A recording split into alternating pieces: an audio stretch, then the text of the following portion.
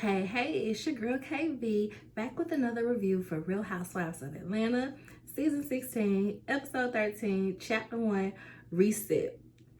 Y'all, the episode starts, we see Shamia is at home with her daughter Shia. They're organizing some of the donations. She got a wall full of donations in boxes and tubs and stuff packed up. And then we see Kelly pulls up to help organize the donations, right? So they walking around showing everybody's pile. Look at what Cynthia got. This was Cynthia brought. Cynthia got a lot of stuff. This was such brought. This was such brought, right? So Britt comes up carrying a Birkin. Carrying a Birkin, and this one little box just like this one little light box said, yeah, this is all that can fit. Oh yeah, here you go. It's like 2 packs of tissue. Literally, y'all, 2 packs of tissue. She's like, yeah, I have some more stuff. My people are gonna bring it later. I just couldn't fit it all in the car. Girl, you didn't even try to fill up the car. You could have got at least 3-4 boxes in the car. You didn't even try. That means ain't no donations. Ain't no donations. My people are gonna bring it later. Shamia's like, later when? Because the donations are being picked up in an hour. So, yeah, you should tell. Yeah, okay, yeah. Girl, she ain't have no donations. She had to donate to herself, y'all, because if y'all see current day, she is being sued. Well, Mike is being sued by the country club for non-payment to the tune of like $10,000. And then the event decorator, she said she wasn't even the planner. She was the event decorator. She owed her dang near $2,000 as well. I said, Brid, baby, what is we doing? No, really, what is we doing? Because if you couldn't afford this party, why is you having this party? You could have had this real chill at your house or at a little restaurant where you could have spent a few $100s booking the room and call it a day. You spending about $15K on the party that you didn't even pay off. Just what a hot mess with this Birkin on your arm and this little light box, this bare naked box of donations. I said, Lord Jesus. So they sitting there, they kikiing, and Shia is out there as well. Just kind of packing up boxes, doing this, sneaking the ear in from here and there, right? So Britt is like, did you guys enjoy my event? And both of them in unison say, we did. And as Shia is moving boxes, as they said we did, she was like, she stopped and like looked at Shia looked at them like, why is y'all lying? I just heard y'all talking yesterday about how this party was a whack. Why is y'all Shia face told it all, baby. Shia said Shia told on them real quick. But Britt is just like, yeah, I'm just so stressed about how everything turned out. And it just wasn't a true representation of who I am. Yes, it is. Broke. Trying to be bougie. Trying to be all uppity. Trying to keep up with the Joneses. But you really can't. It was a representation of who you are. And my thing is like, girl, you exposed yourself. You exposed yourself is the craziest part about this for me. Like the fact that she even walked back over to the table to tell the ladies, yeah, the people, those people, the peasants, they're not supposed to be sitting. They're not supposed to be eating. We're supposed to be the only ones eating. But the event planner messed it up. The fact that she even went and told them she could afford to feed everybody. Why are you exposing yourself, my dear? It's just crazy. It's just crazy. So she's stressed, but Shamia is still mad about Drew calling her a lapdog. And my thing is like, yeah, I get it, but you are. You literally lean so heavy into being her lapdog. It's like, I feel like the fact that you started barking in unison to like agree, to poke fun, but agree, You know that you're a lapdog. You have made being Portia's lapdog your personality this season. And it's just sad to see, because I'm sure she feels like she's being a good friend, but just to see Portia not doing what she's doing, she knows that and continues to stand 10 toes, hers and mine, 20 toes down on Portia. It makes you a lapdog. It does, babe. It does.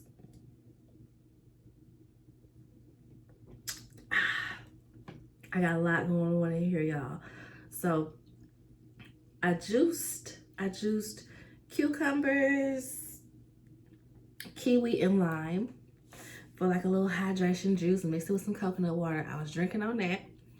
And when I strained the juiced part, it had some pulp left, so I put it in the freezer to fuse it for like little Prosecco, ice cubes, stuff like that. So a couple of those are in there, the sweetened oranges in there, and then I made some mint simple syrup, so a splash of that is in there.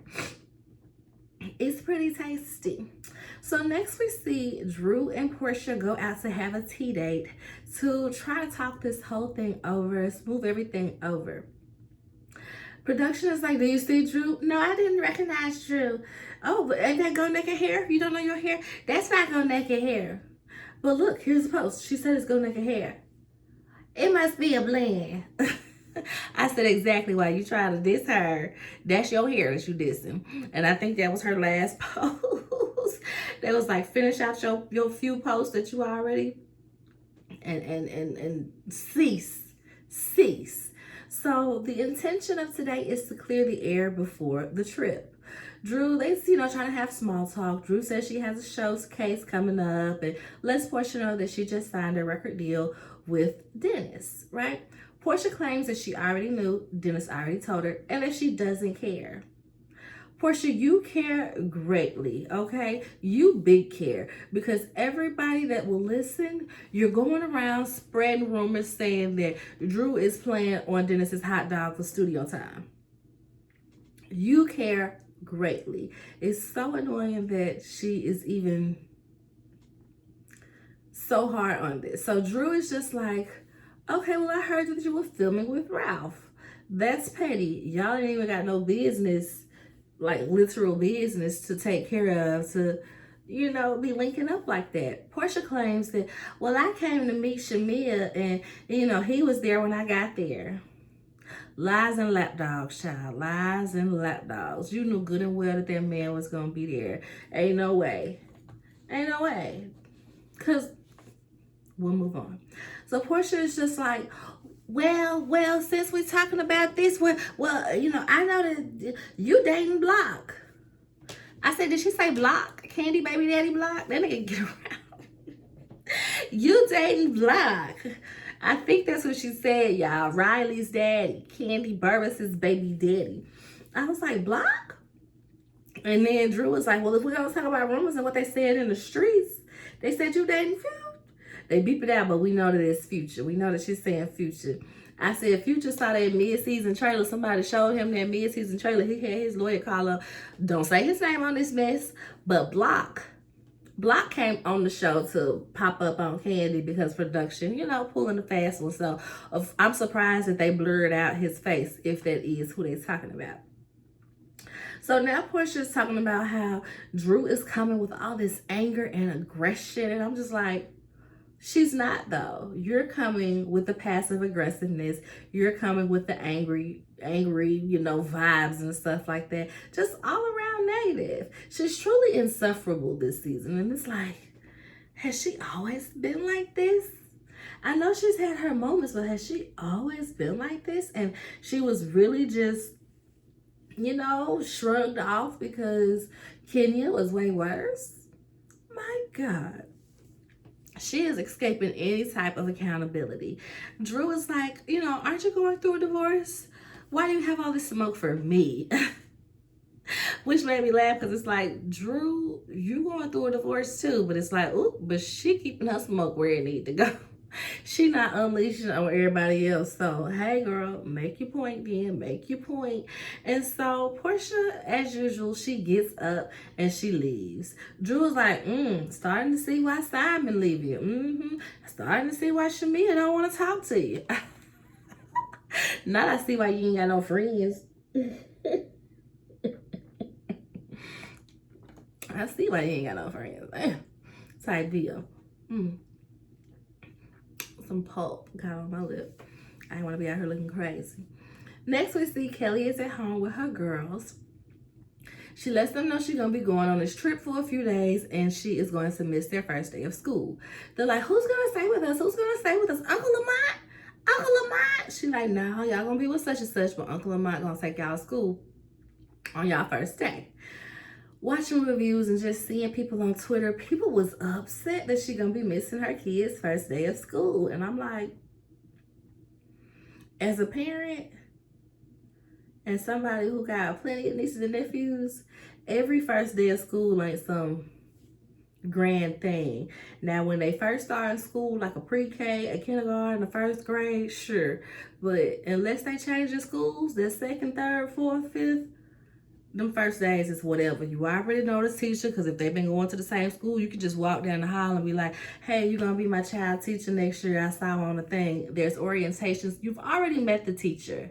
I'm sure they probably shy away from people trying to do too much on the first day because it's school. You can't be trying to meet them. That's what orientation is for. So it's not like you got to go meet the teacher and let them know what your child is allergic to. That's what orientation is for. So it just wasn't a big deal to me, unless one of them children was going from like elementary school to middle school, then yeah, you need to be there for the first day. But other than that, them kids is fine. Uncle Lamont can take them.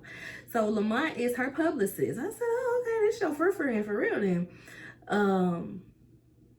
We see her going on in the kitchen with Lamont and she's telling him the drop-off schedule.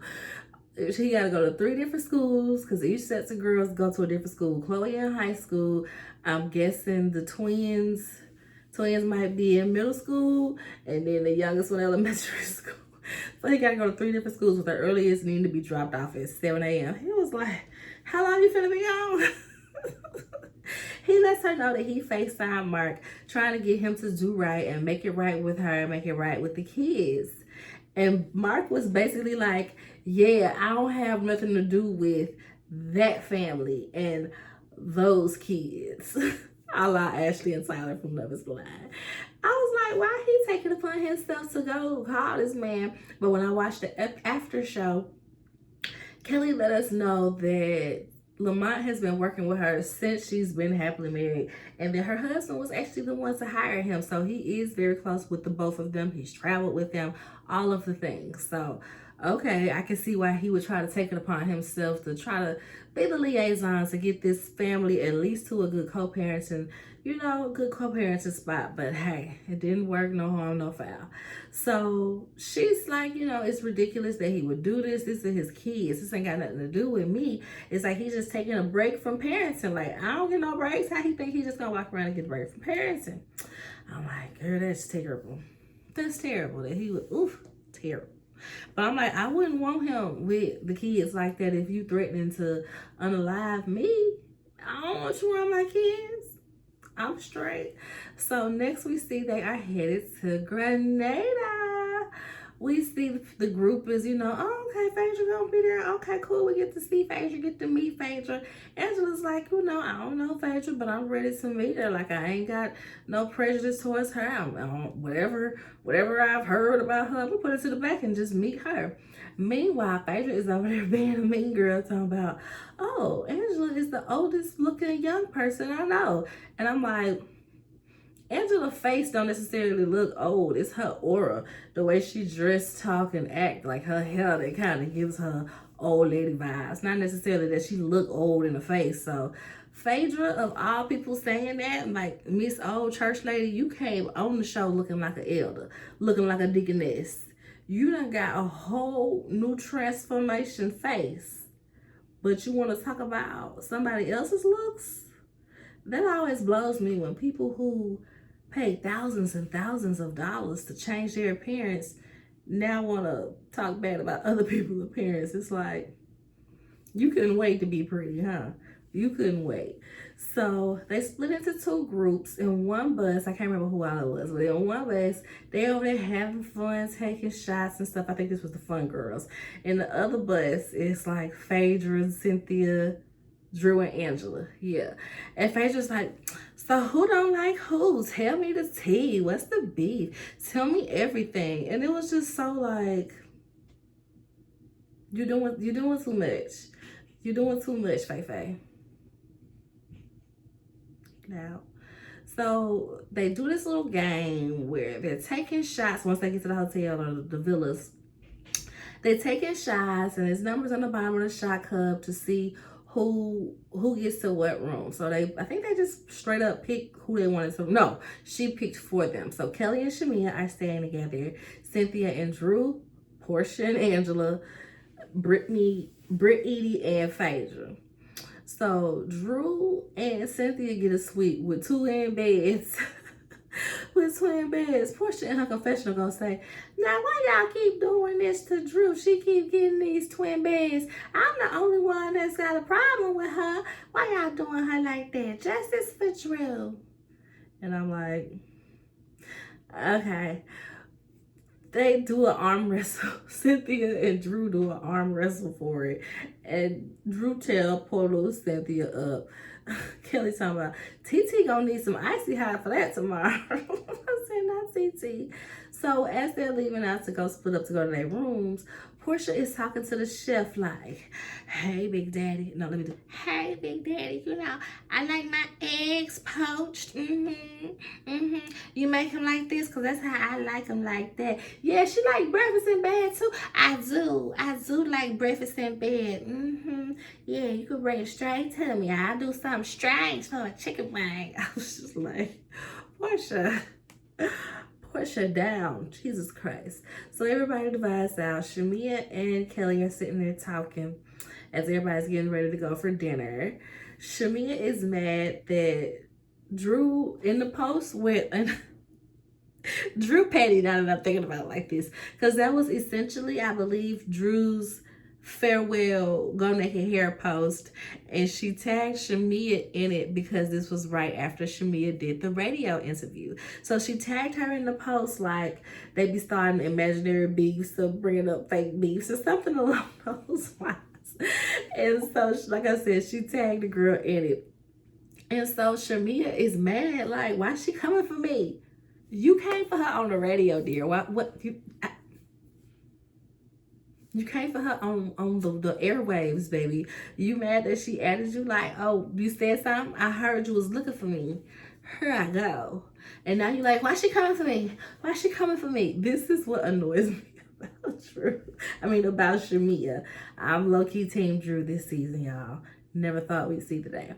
So now Shamia is just steady calling Drew a liar, calling her Drew Nokio. And I'm like, Drew, outside of the Michael Jordan thing, Michael Jordan's my cousin thing, what lie has Drew told this season for y'all to just be so hard up on it? It's giving fans of the show, and I can't stand when people come on the show and start referencing stuff that happened before they got there. It screams fan, it makes you look thirsty, and it's just a pile on. You're just trying to either look for a moment or be in a lapdog and a piling on. And Kelly is doing both. We see Cynthia and Drew go to their room. Child, what was they talking about? I think they was just talking about Cynthia's new boo, Mr. Amsterdam. It's a black man from Amsterdam. He plays some type of group that be playing all over the England and stuff. She said, yeah, we were in Switzerland. I went to go see him perform in Switzerland. Yeah, I went to Amsterdam for the first time. Yeah, he's young, so I didn't know, child. I didn't want to hold his age against him, but I was like, I realized I was really traumatized because I was suspicious of him being nice to me. I'm like, why are you so nice? What are you up to? What are you hiding? Then I had to check myself like, dang, you think it's a red flag because a man being nice to you? And I was like, oh, poor Cynthia. But I'm glad that she's got some young buck to break her back and make her feel good about herself. So she asked Drew if Drew is dating. She said, girl, I'm not, dating somebody. I've been on a couple dates here and there, but I ain't trying to make the divorce no more stickier than it is. And so she let Cynthia know that Portia had met up with Ralph. Cynthia's like, oh gosh, oh my goodness. In the confessional, she's like, well, Drew filmed with Portia baby daddy. Now Portia done filmed with Drew's baby daddy husband. They should just call it even. You know, Portia like to get her lick back. That's what Cynthia said. I'm just like, I feel you in their heads and Portia heads, since, you know, she petty and started this whole thing. I guess it makes sense to her that she got her lick back, but it just makes you look petty and thirsty. You looking for a moment because you have no storyline. Because Drew and Dennis was filming together because they was working. And we've seen the fruits of said labor. And the fruits is good. We is eating the fruits up. The fruits is charting. So for you to still be, you know, a hard on about Drew filming to the point where you're going to go film with Ralph just to go film with Ralph. I didn't know he was going to be there. Shamia, I didn't know he was going to be there. Yeah, girl, okay. And Portia does admit on the after show that she realized she was super hard on Drew about it and mad at Drew about the filming situation because we were friends. I'm like, thank you for saying it, because all throughout the season, she's acting like they weren't friends. They weren't really cool like that. They were super cool, like to the point where my mind first went when they said Portia's coming back. I was like, oh snap, let's get a Portia and Drew duo. That's gonna be fun, because didn't they live in the same neighborhood? So it was a couple of times where Portia would like walk to her house, or girl, I was coming from the grocery store, so I just came on by your house because I gotta pass your house to get to my house. So I was looking forward to Drew and Portia being on the same team. And then the fact that she was an ambassador for Go Naked Hair, I'm like, yeah, there had to be some type of a friendship there, right? So it was a hot mess for me to see that they was beefing before the season even started, because what was Portia's Breakfast Club interview? Yeah, because she was doing for Single Black Female. Oh, I did say I wanted to review that. Single Black Female 1, 2, and 3 that was on Lifetime. I love me a good Lifetime movie, a good Tubi movie, but I watch too many Tubi movies to review all of them. It'd be like a lot. So they get to dinner. Oh, I forgot to mention, at the airport, Shamia luggage was still in Atlanta. Shamia luggage was still in Atlanta, y'all. I was cracking up at that, right? So at dinner time, I don't even remember how the conversation flowed. I don't even care enough to pause it and go back to listen to it. But at some point, Kelly's like, okay, Drew, so we need to get to talking about you and what's going on, because, like, you got beef with, like, everybody except Cynthia. Like, what's going on? Kelly, what? For one, what?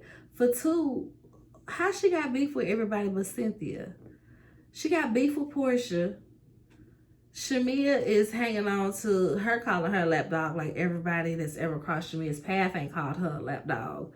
Kelly, Britt, y'all have absolutely no reason to not like her. Angela, that's her girl. So, like, I was like, Kelly is always looking for a moment. It's like you want to like her because she is a smidge vulnerable about her home life and her divorce and her kids and stuff. So it's like you want to like her because seldom do we get a housewife that's going to address the headlines, that's going to address what the blogs are saying. So I can appreciate Kelly for that much, and being vulnerable about her business, you know what I mean? But at the same time, it's like you're always looking for a moment. So why you take that lady husband? And now this, so Drew, everybody mad at you, but Cynthia, what's going on? Yeah, but what about that baby though? It's like she always being a little lapdog, tag along, pile on, whatever you like. Shamia and Kelly, them being the new besties is hilarious to me, and I hope that they really stick together and have a fruitful friendship, because they seem like the same type of girl. They're both kind of lapdoggish. They both seems like girls. They both seem like we've seen them both be very supportive friends to people who don't deserve it. So them two linking up, as lapdoggish as they are, I'm happy to see the two likes get together and pour into each other, you know, little sunshine in the mud, you know what I mean, little rainbow forming after the rain. So she's still lame though. Both of them. They get back to the sending PJ to college remark. Shamia's bad. She called me a dog. She called me a dog. Well, you were barking, my dear. You give lapdog behavior and you were literally barking. So yeah. And who was it, Angela? Angela's like, well, you were the one that was confiding in us about your grievances, you know.